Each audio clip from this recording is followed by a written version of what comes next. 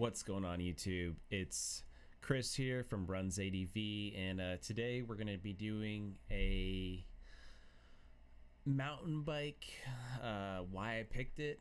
We're going over why I picked the Ibis Ripmo, why I think it's the best mountain bike ever created in the history of the world and mankind. I don't know, but in all reality, I do think this is probably one of the best mountain bikes you can buy for your money, hands down. So I wrote a few notes here, and we're just going to go over why I do think this is the best mountain bike. So I'm 6 foot tall. I bought this bike in large, so there's just a size comparison for you guys. So if you are picking out a bike, you guys can kind of go off that. This bike did fit me perfect. Right out the box. This bike comes with the Maxxis Aggressive tires, which are a very kind of like slow rolling tire. So if you guys are like, oh, I want to like take this bike to a race or something like that, probably not this tire. But if you're going to take this thing down a slippery, muddy slope, this will be the great tire for you. This bike comes with a Fox Factory 38 monster beef suspension. Like, this thing is insane.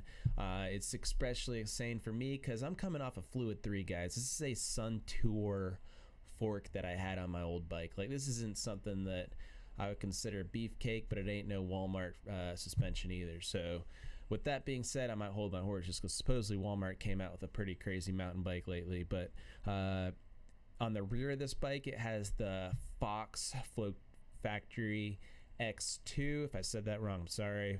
But the Fox Float Factory X2, and that suspension is a beast in itself. It's like a whole damn beer can like under your seat right there. That's literally just doing suspension work for you. So I unbelievably like that suspension right there. And all that stuff comes together with what we call the mastermind of suspension, which is this man named Dave Weigel, who was an engineer, prior athlete, rode motocross, got an apartment, it's too small for him. He had some awesome buddies. Thank you, buddies. You guys probably made this man make the best suspension ever created. But you dragged him out, got him riding mountain bikes, and now he fell in love with the sport.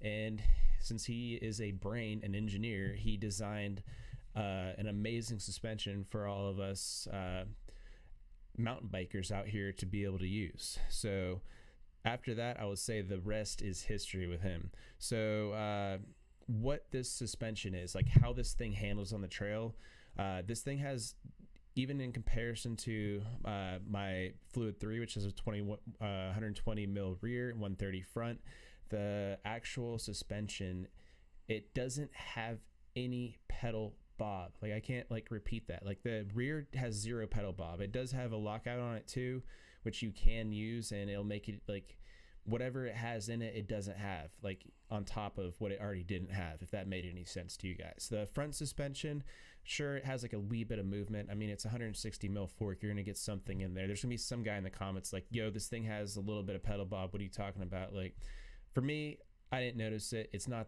bad. Bike pedal's great. As I said, it has aggressor tires, or Agassi or whatever it is, right from the factory. So it does have a high friction tire. It just has like a it has like a high spin resistance, I guess you can say. I don't know what the right word is for it, but the tire is a little bit slower than I guess you could say some of the other tires you could put on the bike. So far, I think this is the best all-around mountain bike you can buy. I put in a bajillion hours on YouTube looking up different reviews, trying to figure out what the hell bike I want. Probably what you guys are doing right now, and that's why you stopped by this video and you're trying to figure this out. So with that being said, I really wanted to do this video with the little GoPro strapped to my chest, going around talking and doing some jumps at the local trails and stuff like that. But long story short, we're in a little snowstorm right now and I can't go mountain biking. So we're in here making this video talking about mountain biking because it's probably one of the next best things that we can do. So one other thing too, when you're looking at bicycles, obviously price point. So they do have the Ripmo AF, which is another awesome bike. It is like pretty much the same bike as this. I think it has like a 1 degree different head tube. on it. So if you're looking for something and you want to save a buck or two, I've heard good thing about the stock suspension that comes on that as well. So I wouldn't just throw that one out the mix, because I think you'll save like $2,000 or something with that. My bike was 5,300. That one I want to say is like 3,300 to 3,500. So definitely keep that one in your thoughts. And with this being said, like, this is, like, in my opinion, the best all-around mountain bike. I don't think you're going to go wrong if you decide with any of the other top contenders within this class. If you buy a Yeti lunch ride or something like that, guess what? You're going to love the bike. If you buy the Evil Offering, you're going to love the bike. But in what I looked at in every video I compared to, this one just fit the bill for me. So one thing, if you go out to your car and you look at it, and this is like something like I learned, I guess, like early on. So I bought a Civic. It got great gas mileage. It was cool. It was great. I didn't even test drive the damn thing before I bought it. It's a Civic. I know it's going to run. It had whatever in it. And I was doing it because I thought I wanted good gas mileage. Then I went out and bought my truck. You know what I like driving better? I don't care about that gas mileage. I care about the feeling that I get in when I get in my truck. It feels so much nicer. It's not even, it was an older truck too. It's just, I like it better.